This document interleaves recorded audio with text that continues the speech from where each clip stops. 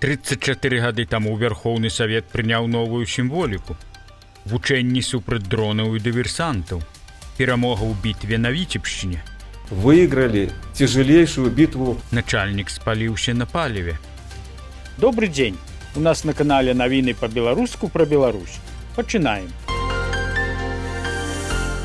34 гады таму, 19 верасня 1991 года, бел-чырвона-белы сцяг і герб пагоня сталі дзяржаўнымі сімваламі Беларусі. Это стало магчымым дзякуючы дзейнасці ў Верхоўным Савеце дэпутатаў апазіцыі БНФ на чале з Зяноном Пазняком. Гэтыя сімвалы заставаліся дзяржаўнымі да незаконнага лукашэнкаўскага рэферэндуму 1995 года, калі ён вярнуў ва ўжытак былую савецкую сімволіку, зрабіўшы касметычныя праўкі. Раней бел-чырвона-белы сцяг і герб пагоня былі дзяржаўнымі сімваламі Беларускай Народнай Рэспублікі. Першае дзяржаўнае ўтварэнне, у назве якой было слова «беларускае». Але ў прапагандыстаў свае сімвалы, савецкія. Яны імі ганарацца, пра што савецкай Беларусі адзін з іх і заявіў.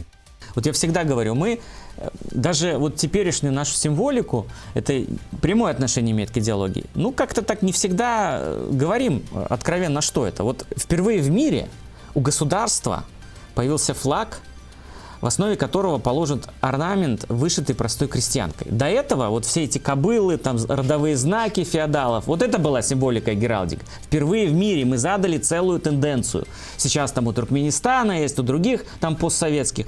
Што тут скажаш? Прыклад дастойны, ёсць чым ганарыцца. У Мазамбіка дык наогул аўтамат Калашнікава на гербе. Міжнародны алімпійскі камітэт дапусціў беларускіх спартоўцаў да алімпіяды, але ў нейтральным статусе. Таму нацыянальны алімпійскі камітэт выглядаў як жабу глынуўшы.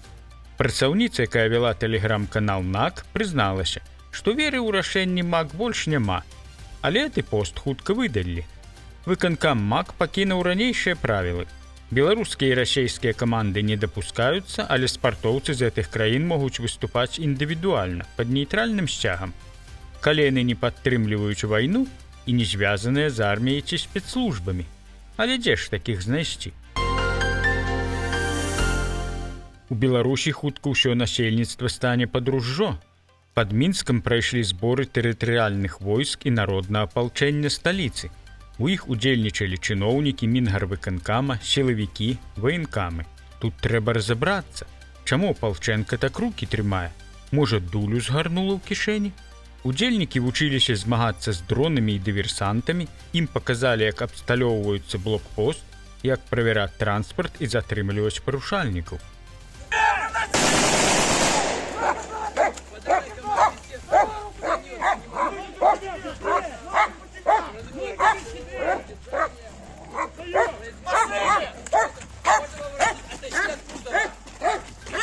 А напрыканцы дарослыя дзядзі і цёці змаглі пастраляць з розных відаў зброі. Таму ніякае НАТО ім зараз не страшнае, хай лепш само трасецца ад страху.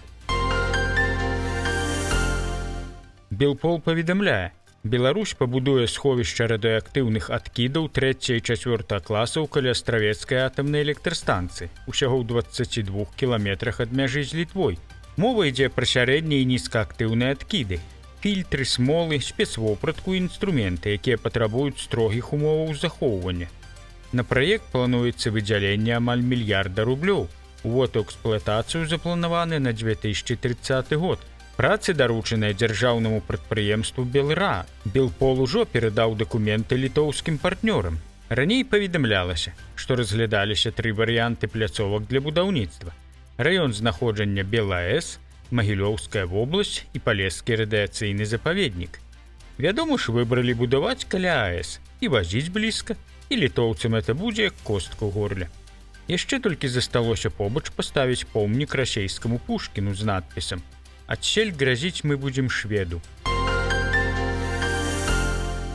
Тым часам у Віцебску ў летнім амфітэатры на святкаванне дня так званага народнага адзінства сабраліся чыноўнікі з усёй вобласці. Там обвестили про блескучую перемогу над ворогом. Открывая этот форум, руководитель нашей Витебщины Александр Михайлович Субботин очень четко провел параллель между событиями прошлого и сегодняшнего дня.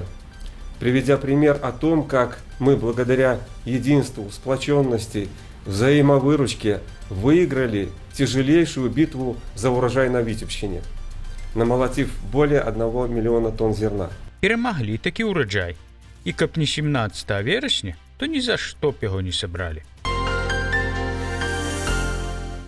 Здавалася б, так дрэнна ўсё ў гэтай Польшчы, але нелегальным мігрантам там як мёдам намазана. Шчэмяцца туды не толькі праз плот, але і пад плот. На беларуска-польскай мяжы непадалёк ад Нараўкі польскія памежнікі затрымалі мігрантаў, якія спрабавалі прабрацца ў Польшчу. Электронная сістэма спрацавала на досведку 19 верасня. Аказалася, 4 замежнікаў капалі падземны ход з боку Беларусі. Польскія патрулі імгненна прыбылі на месца, і парушальнікі вярнуліся на беларускі бок. Невядома, якой халеры яны робяць у беларускай памежнай зоне, дзе, здавалася б, не павінны бадзяцца староннія грамадзяне, тым больш замежныя. Відаць, хутка Лукашенка падключыць для рыцця тунэляў будаўнікоў метро або салігорскіх шахцёраў, каб ужо надзейна сістэма не выявіла.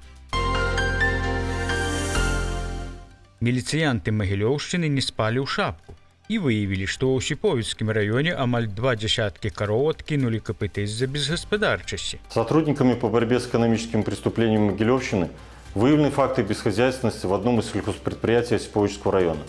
Установлено, что директор хозяйства не организовал надлежащий контроль за технологией заготовки кормов и рационом кормления, что привело к падежу 19 голов крупного рогатого скота. Причиненный ущерб предприятию составил свыше 54 тысяч рублей. Цяпер кіраўніку пагражае да 5 гадоў турмы. Магчыма, ён не ведаў, што для таго, каб каровы давалі малако, іх трэба яшчэ і карміць. Але хутчэй за ўсё арганізаваць належны кантроль было немагчыма, бо не было кого кантраляваць, а хутка і зусім не будзе. Як кажуць, калі ёсць склад, то не трэба і аклад. 62-гадовы начальнік гаража Дзяржынскай бальніцы за 4 гады прысабечыў амаль 20 тонн бензіну. Пра гэта паведаміла пракуратура. Каб замесці сляды, ён падрабляў пуцёўкі, упісваючы туды фіктыўныя маршруты і прабегі службовага аўто, а таксама ставіў подпісы за іншых супрацоўнікаў. Агульная сума скрадзенага паліва больш за 40 тысяч рублёў.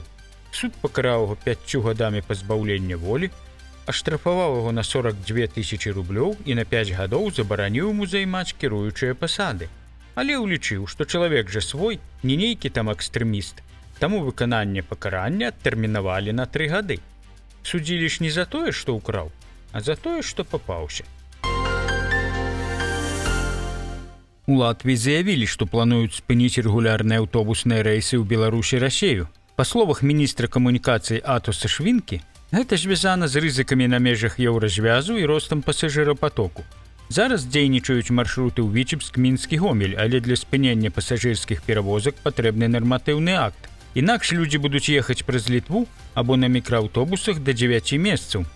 З 15 кастрычніка гэтага года да 14 кастрычніка наступна ўводзіцца таксама забарона на нерэгулярныя групавыя рэйсы праз латвійска-беларускую мяжу для ўсіх перавозчыкаў. Жалезная заслона апускаецца ўсё больш. На сёння ў нас усе навіны. Добрай вам нядзелі. Дзякуй за лайкі і каментары. Гэта вельмі важна для нас. Калі для вас это бяспечна, стаўце падабайкі, каментуйце, дзяліцеся гэтым відэа. До сустрэчы!